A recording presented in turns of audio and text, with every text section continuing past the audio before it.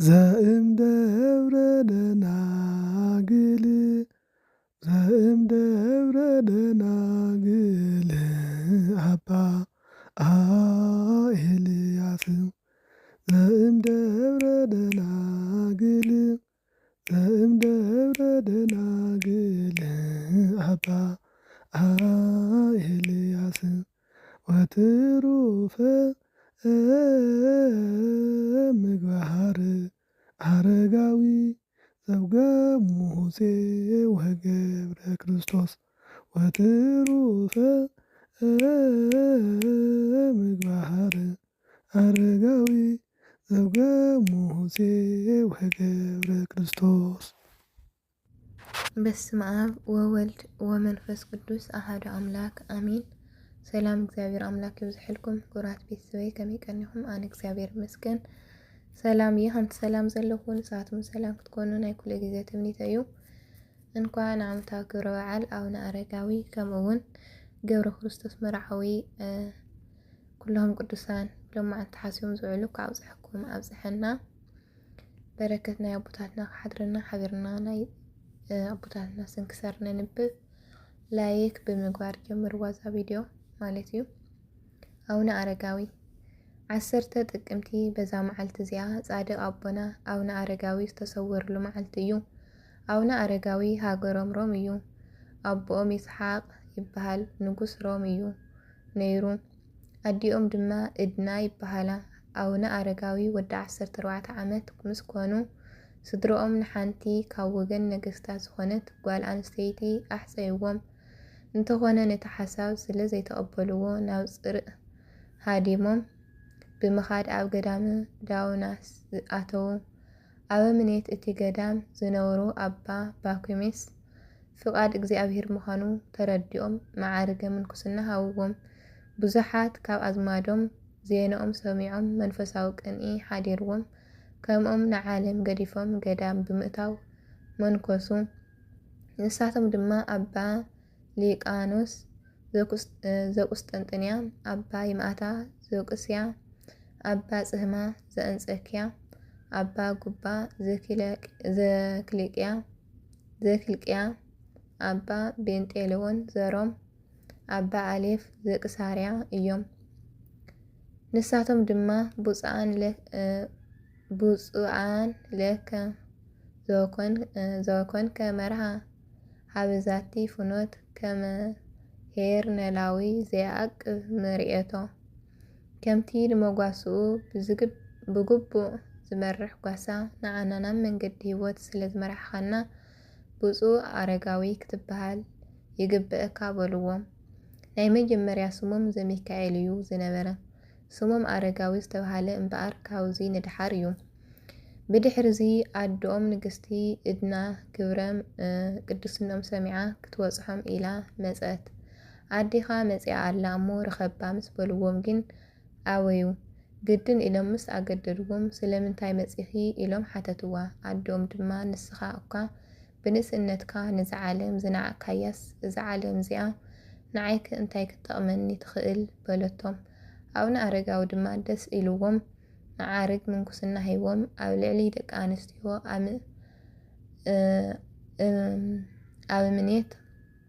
እመምኔት ገይሮም ሸምዋ።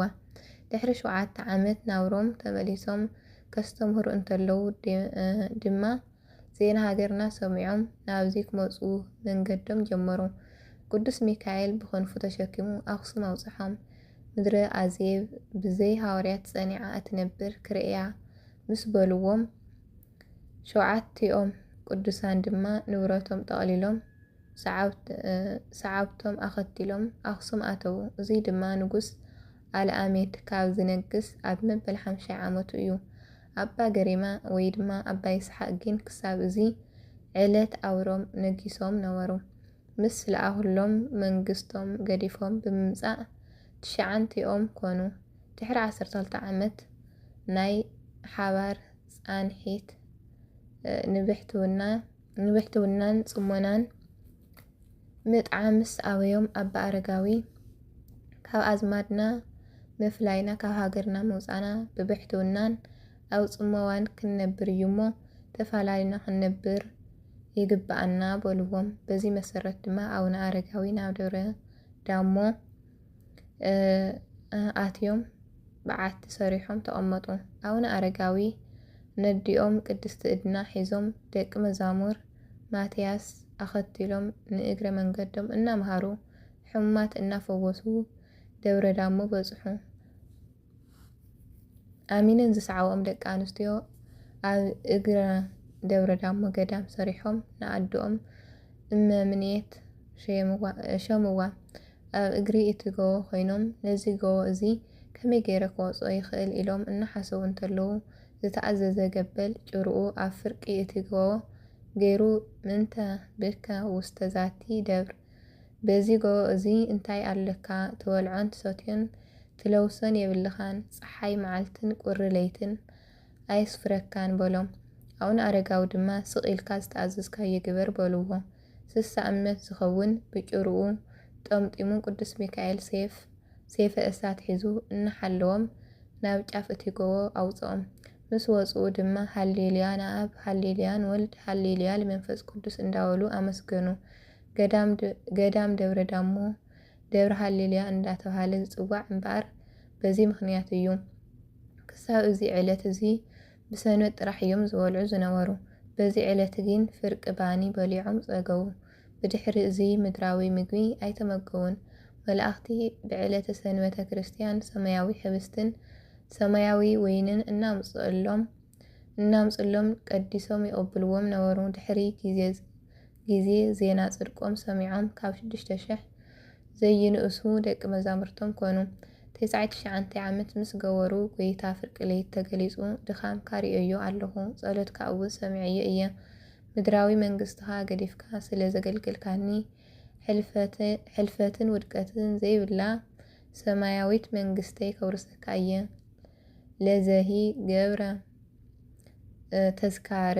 ተዝካረከ ወተኣመነ በጸሎትከ እህዎ ሞገሰ በቅድመ መላእክትየ። ዝኽርኻ ዝገበረ ብጸሎትካ ዝተኣመነ ኩሉ ኣብ ቅድሚ መላእኽተይ ክብሪ ክህቦ እየ። ንዝጠመየ ብስምካ ዘብልዐ ጽሙእ ዘስተየ ቤተ ክርስቲያን ዝሰርሐን ዜና ገድልኻ ዝጸሓፈን ዘንበበን ዝሰምዐን ክሳብ 15 ትውልዲ ክምሕረልካ እየ። ናይ ኣዴኻ መቓብር ከም ናይ ሙሴ ክኸውን እዩ፣ ንስኻ ድማ ሞት ኣይክትመውትን ኢሉ ተስፋሃቦም። ንመነኮሳት ኣኪቦም ድማ እምይእዜሰ ኢትርእዩኒ በስጋ፣ ድሕሪ ሕዚ ብስጋ ኣይክትርእዩንን ኢኹም ኢሎም ኣበምኔት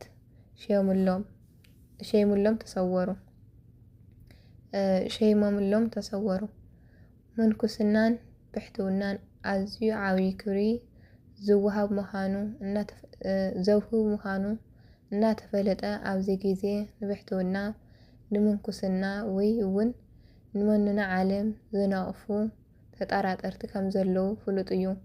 እንተኾነ ቅዱስ መጽሓፍ ከምዚ ይብል፣ ሽዑ ጴጥሮስ መሊሱ እንሆ ንሕና ኩሉ ሓዲግና ስዒብናካ እንታይ ኮን ክንረክብ ኢና በሎ።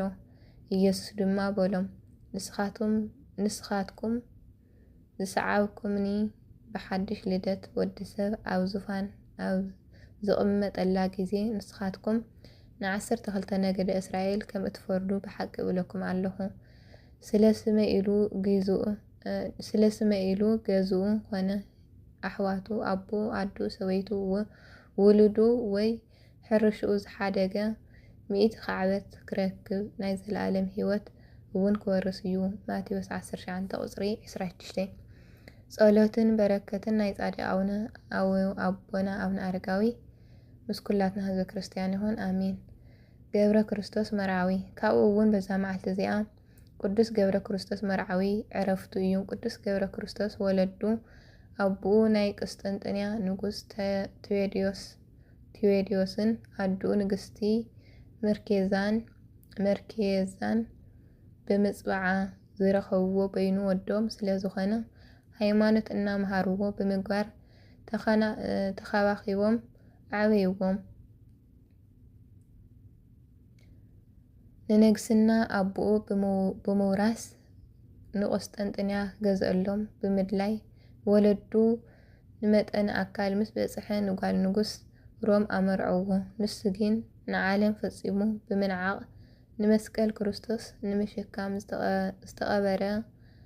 ዝተቐረበ ነበረ እሞ ኣብቲ ዕለት መርዑኡ ለይቲ ናቱ ኮነ ናይ መርዓቱ ድንግልና ሓልዩ ካብ ቤቱ ወፂኡ ኣብ መርከብ ተሳፊሩ ናብ ርሑቕ ሃገር ብምኻድ ኣብ ቤተ ክርስቲያን ተቐሚጡ ምስ ነዳያን ተሓዊሱ ብምልማን ለሚኑ ዝረኸቦ ድማ ንኻልኦት እናመጽወተ ብጾም ብጸሎት ተጸሚዱ 15 ዓመት ነበረ። እምቤትና ተገሊጻን ሓደ ናይቲ ቤተ ክርስቲያን ኣገልጋሊ ንናይ ገብረ ክርስቶስ ጽድቂ እንተነገረቶ ነቲ ምስጢሩ ንኩሉ ሃገር ኣውጽሐሉ። ገብረ ክርስቶስ መርዓዊ ድማ ግብረይ ተፈሊጡ ካብዚ ውዳሴ ከንቱ ካሃድም ብባል ናብ ካሊእ ሃገር ብመርከብ ምስ ተጓዓዘ ብፍቓድ እግዚአብሔር እታ መርከብ ናብ ዘይ ኣንፈታ ወሲዳ ኣብ ኣፍ ደገ እንዳ ኣቦኡ ኣብጽሐቶ። መንነቱ ከም ዝሓበአን ንዓለም ማዕረ ክንደይ ከም ዝነዓቐን ምእንቲ ክርዳእ ኣብ ኣፍ ደገ እንዳ ንጉስ ኣቦኡ ከም ለማኒ ኮይኑ ንኣኽልብቲ እንዳ ኣቦኡ ዝተዋሃበ ርፍራፍ እናተመገበ ን15 ዓመት ሙሉእ ብትዕግስቲ ተቐመጠ። ሓሽከራት ኣቦኡ ድማ ኩሉ ሕጻብን ርስሓትን እናደፍኡሉ ምስ ኣሳቒዎ ኣኽልብቲ እንዳ ኣቦኡ ግን ቁስሊ እግሩ ይልሕስሉ ነበሩ። ገብረ ክርስቶስ ብጣዕሚ ዝተኸበረ ወዲ ዓብዪ ንጉስ እንትኸውን እንተሎ ነገር ግን ዓለም ፍጹም ብምንዓቕ ስለ ጽድቂ ተሰዲዱ እናለመነ ዝረኸቦ እውን እናመጽወተ ብጾም ብጸሎት እናተጋደለ ን30 ዓመት ሙሉእ ተቐመጠ። ኣብ መወዳእታ ድማ ጎይታናን እምቤትናን ኩሎም ቅዱሳን መላእኽትን ቅድሚ ገብረ ክርስቶስ ዝነበሩ ኩሎም ነቢያትን ሃዋርያትን ጻድቃንን ኩሎም ሰማዕታትን ኣኸቲሉ መጺኡ ቃል ኪዳን ድሕሪ ምእታው ምስ ጎይታና ብሓንሳብ ዝመጹ ኩሎም ብዓብዪ ክብርን ምስጋናን እናመስገንዎ ጎይታና ንኽብርቲ ነፍሱ ኣብ ሕቑፉ ተቐቢሉ ኣዕረጎ። ናይ ቁስጥንጥንያ ሊቀ ጳጳሳት ኣባ ቴዎፍሎስ ኣብ ቅዳሴ እንተለዉ ናብ ቤተ ንጉስ ከይዶም ንናይ ገብረ ክርስቶስ ስጋ ከምጽዎ ናይ እግዚአብሔር ድምፂ ካብ ሰማይ ብትእዛዝ መጸሎም እሞ ከይዶም እንተረኣዩ ናይ ቅዱስ ገብረ ክርስቶስ ስጋ ኣብ ኣፍ ደገ ቤት ኣቦኡ ንጉስ ወዲቑ ረኸብዎ። ኣብ ኢድ ቅዱስ ገብረ ክርስቶስ ድማ ብጥቕላል ወረቐት ዝተጻሓፈ ደብዳቤ ነበረ እሞ ወሲዶም ከነብዎ ምስ ፈተኑ እቲ ወረቐት ኣይልቀቕን ኢሉ ፈጺሙ ኣበዮም። ብዙሕ ምህለላን ጸሎትን ምስ ተገበረ እቲ ወረቐት ካብ ኢዱ ተለቐቐ እሞ ምስ ኣነበቦ ቅዱስ ገብረ ክርስቶስ ስለ ፍቕሪ ኣምላኹ ኢሉ ን30 ዓመታት ዘሕለፎ ብጣዕሚ ኣሰቃቒ መከራ ብፍላይ ድማ ኣብ ደገ ቤት ኣቦኡ ዋላ ሓደ እንተይፈለጦ ዘሕለፎ ብጣዕሚ መሕዘኒ መከራን ብሓዘን ዝብኪ ታሪኹን ብናቱ ኢድ ብዝርዝር ጽሒፍዎ ተረኸበ። ንጉስ ኣቦኡን ንግስቲ ኣዶን ድማ እዚ ወዶም ዝጽሓፎ መልእኽቲ ኣብ ዝንበበሉ ጊዜ ዝኾንዎ ጠፍኦም። እቲ ብጣዕሚ ዝገርም ድማ መጀመርያ ወለዱ ሰበይቲ ገይሮም ዘምጽእሉ ጓል ናይ ሮም ንጉስ ለባም ተኣማኒት ኮይና 30 ዓመት ሙሉእ ኣብ ቤት ኣቦኡን ኣዶኡን ብትዕግስቲ ክትጽበዮ ምንባራ እዩ። ንሳ ድማ ታሪኹ እንትንበብ ምስ ሰምዐት ከም ዕብዲት ኮነት። ንናይ ቅዱስ ገብረ ክርስቶስ ስጉኡ ናብ ቤተ ክርስቲያን እንትውስድዎ እንተለዉ ብጣዕሚ መገረምቲ ተኣምራት ኣብ ልዕሊ ድውያንን ሕሙማትን ተፈጸመ። ካብ ተኣምራቱ ዝተለዓለ እቲ መንገዲ ብህዝቢ ተጨናኒቑ ኣይንሕልፍን ምስ በሎም እቲ ንጉስ ኣብ መንገዲ ወርቂ እናበተነ እቲ ሰብ ነቲ ወርቂ ንምልዓል ምስ ከደ ብፍጥነት ናብ ቤተ ክርስቲያን ኣውጽሕዎ። ንእግዚአብሔር ምስጋና ይኹን። ለኣና እውን ብጸሎት እዚ ጻድቕ ይምሓረና፣ በረከቱ እውን ምሳና ትንበር ለዘለዓለመ ዓለም ኣሚን። ሰማዕት ቅዱስ ሙሴ ካብኡ እውን በዛ መዓልቲ እዚኣ ሰማዕት ቅዱስ ሙሴ ዘሮም ዕረፍቱ እዩ። እዚ ሙሴ ዝተባሃለ ጻድቕ ታሪኹ ምስ ገብረ ክርስቶስ መርዓዊ ዝተመሳሰለ እዩ። ዕረፍቶም እውን ኣብ ሓደ መዓልቲ እዩ። ወለዲ ቅዱስ ሙሴ ካብ ሃገረ ሮም እንትኾኑ እንተለዉ ንእግዚአብሔር ዘምልኹን ዝፈርሑን ለዋሃት በዓል ጸጋታት እዮም። ብጾም ብጸሎት ዝተፈለጡ ንድኻታትን ጾሞም ንዝሓድሩን ድማ ዝምጽውቱ ነበሩ። ቆልዓ ግን ኣይነበሮምን እሞ መጽዋዕትዮም ቆልዓ ምስ ወለዱ ስሙ ሙሴ በልዎ። ጥበብ መንፈሳውን ጥበብ ስጋውን እናምሃሩ ኣዕበይዎ እሞ ካብ ወገን ዓበይቲ ሃገረ ሮም ዝኾነት ጓል ብስርዓተ ቤተ ክርስቲያን ኣመርዐውዎ። ኣብ እንዳ ሕፁነት ኮይኑ ናይታ ጓል ብጣዕሚ ዝጸበቐ መልክዓ ርእዩ እዚ ኩሉ ነገር ጠፋእ እዩ ኢሉ ሓሰበ። ናይ ክልቲኦም ድንግልና ተሓልዩ እንተሎ ንሰበይቱ ብጎይታና ብኢየሱስ ክርስቶስ ክሳብ ንራኸብ ድሓን ኩኒ ኢሉ ወፂኡ ኸደ። ዝለወሶ ናይ ክብሪ ልብሱ ድማ ሸጦ እሞ ንድኻታትን ጾሞም ንዝሓድሩን መጽወቶ። ንሱ ድማ ፈጺሙ ድኻ ኮይኑ ቁራስ እናለመነ ንዕኡ እናተመገበ ክሳብ ሃገረ ሮሃ ከደ። ኣብ ሃገረ ሮሃ ምስ በጽሐ ድማ ንቤተ ክርስቲያን ኣትዩ ንንጉስ ኣቃርዮስ ዝተለኣኸሉ ቅዱሳት ስእላት ተሳለመ እሞ ወፂኡ ናብኡ ምስ ድኻታትን ምስ መሳኺንን ገበረ። ክሳብ ምሸት እናጸማ ድማ ብጸሎት ይተግህ ነበረ። ለሚኑ ዝረኸቦ ድማ ንዕኡ ንእሽተይ ኣትሪፉ እቲ ብዙሕ ይምጽውቶ ነበረ። ኣቦኡ ኣውፎምያኖስ መጥፍኡ ምስ ሰምዐ ብዙሕ ገንዘብ ብምሃብ ንዋረቱ ክክልተ ገይሩ ናብ ሃገሩ ብምልኣኽ ኣድለዮ። ክልተ ኣገልገልቲ ኣብኡ ንቅዱስ ሙሴ ረኺቦምዎ ነበሩ። ነገር ግን ኣይፈለጥዎን። ኣብ ክንድኡ ድማ ኣቦኡ ኣብ መንገዲ ንእትረኽብዎም ኩሎም ድኻታት ሃቡ ኢሉ ዝኣዘዞም ገንዘብ ንድኻታት እንትህቡ እንተለዉ ሙሴ ድማ ምስኦም ሂቦምዎ ሓለፉ። ሙሴ ግን ኣገልገልቲ ኣቦኡ ምዃኑ ፈሊጡ ካብ ኢድ ባሮት ኣቦኡ ምጽዋት ብምቕባሉ ንፈጣሪኡ ኣመስገነ። ድሕሪ እዚ ድማ ተጋድልኡ ብምብዛሕ ክሳብ 3 መዓልቲ ክጸውም ጀመረ። ቤትና ድማ ንሓደ ኣገልጋሊ ካህን ተገሊጻ ናይ ቅዱስ ሙሴ ታሪኹን ጽድቁን ነጊራ ካብቶም ነዳያን ፈልዮም ናብ ቤተ ክርስቲያን ክእትውዎ ነገረቶም። እቶም ካህን ድማ ከይዶም ቤትና ከም ዝለኣኸቶም ነጊሮም ናብ ውሽጢ ኣእትዮም በዓቲ ሃብዎ። ቅዱስ ሙሴ ድማ መንነተይ እንተተፈሊጠ ኣብዚ ሃገር ኣይነብርን ብምባል ናብ ቅዱስ ጳውሎስ ሃገረ ጠርሴስ ክኸይድ ሓሲቡ ብለይቲ ተንስኡ ኣብ መርከብ ተሳፈረ። ነገር ግን እታ መርከብ ዓብይ ማዕበል እናወፃ እሞ ናበይ ከም ዝኸዱ እንተይፈለጥዎ ናብ ወደብ ሃገረ ሮም በጽሑ። ቅዱስ ሙሴ ድማ ፍቓድ እግዚአብሔር ናብ ኣፍ ደገ ኣቦይ ካብ ኣምፀአኒ መንነተይ ንማንም እንተይገለጽኩ ኣብ ኣፍ ደገ ኣቦይ ተደርብያ ድኻ ተመጽዋቲ ኮይነ ንኽነብር ብሕያው ክርስቶስ ስም እምሕል ኣለኹ ኢሉ ኣብ ኣፍ ደገ እንዳ ኣቦኡ እናለመነ ተቐመጠ።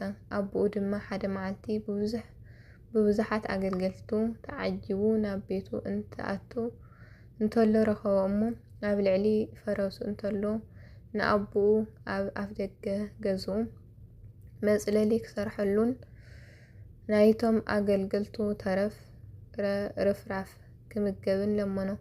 ኣቦኡ ድማ ናይ ወዱ ምስዳዱ ዘኪሩ ብዝተቃጸለ ልቢ ኮይኑ በኸየ እሞ ንፍቓዱ ፈጸመሉ። ካልኣይ ድማ ካብ ኣገልገልቱ ንሓደ ፀዊዑ ነዚ ምስኪን ድኻ ሰብ ዘድልዮ ኩሉ ነገር ሓግዝዎ ኢሉ ኣዘዘሉ። ቅዱስ ሙሴ ድማ ነቲ ዝተኣዘዘሉ ኣገልጋሊ ብዘይካ ቀዳምን ሰንበትን ምግቢ ኣይተምጸሊ ኢልዎ ብመዓልትታት ሰንበት ጥራሕ ንእሽተይ እናተመገበ ብኸምዚ ዝበለ ተጋድሎ ኣብ ኣፍ ደገ እንዳ ኣቦኡ ወዲቑ ን12 ዓመታት ተቐመጠ። ጎይታና ድማ ተገሊጹ ዓብዪ ቃል ኪዳን ሃቦ እሞ ድሕሪ 4 መዓልቲ ምስ ኩሎም ቅዱሳኑ ተመሊሱ መጺኡ ከም ዝወስዶ ነጊርዎ ዓረገ። ቅዱስ ሙሴ ድማ ነቲ ዘገልግሎ ዝነበረ ኣገልጋሊ ኣቡኡ ወረቐትን ቀለምን ከምጽአሉ ነገሮ እሞ ኣምጽአሉ። ሽዑ ኩሉ ታሪኹ ባዕሉ ጽሒፉ ኣብ ኢዱ ሒዝዎ እንተሎ ኣብ ዕለተ እሁድ ኣዕረፈ። ሊቀ ጳጳሳትን ኤጲስቆጶሳትን ህዝብን ድማ ድሕሪ ቅዳሴ ካብ ሰማይ ድምፂ ሰሚዖም ተሸበሩ። ድሕሪ ብዙሕ ምህለላ ድማ ናብ ኣፍ ደገ ኣውፎምያኖስ ከዱ እሞ ንናይ ቅዱስ ሙሴ ኣስከሬን ብክብሪ ከንብርዎ ተናገሮም። እቶም ሊቀ ጳጳሳት ድማ ንኣቦ ቅዱስ ሙሴ ንኣውፎምያኖስ ፀዊዖም ካብኡ ምእንቲ ክንባረኽ ብሂወት እንተሎ ስለምንታይ ዘይነገርካና በልዎ። ኣቦኡ ድማ ብጣዕሚ ደንጊጹ ከምዚ ዓይነት ሰብ ኣብ ቤቱ ከምዘየለ ነገሮ። ናብ ቤቱ ከይዶም ድማ ንስጋ ቅዱስ ሙሴ ኣብቲ ዝዓረፈሉ መጽለሊ ረኸብዎ። ስለ ነፍሱ ዝጸሓፎ ጽሕፈት ሊቀ ጳጳሳት ኣብ ቅድሚ ኩሉ ህዝቢ ኣንበባ። ኩሎም ድማ ዓብዪ ባህያት በኸዩ። ሊቀ ጳጳስ ድማ ንቅዱስ ስጉኡ ብክብሪ ገኒዞም ናብ ቤተ ክርስቲያን ጴጥሮስን ጳውሎስን ወሰድዎ። ስጉኡ ዝተሳለሙ ብዙሓት ድውያን ተፈወሱ።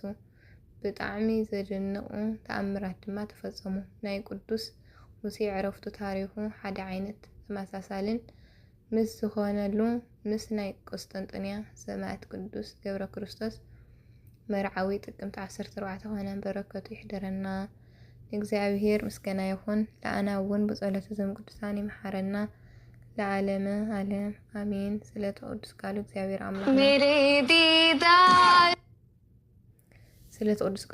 አምላክና ዝተኸበረን ዝተመስገነን ይኹን። ዝወደቐ ዝነጠበ ኣፍ ቅዱሳን መላእክት ታርመለይ በረከት ቅዱሳን ይሕደረና። ላይክ ሰብስክራይብ ምግባር መበረታዕኹም ይፈለየኒ። ኩራት ኣሕዋተይ ብኻሊእ ቪድዮ ንረኸብ። ስሰናይ ንኣኻትኩም።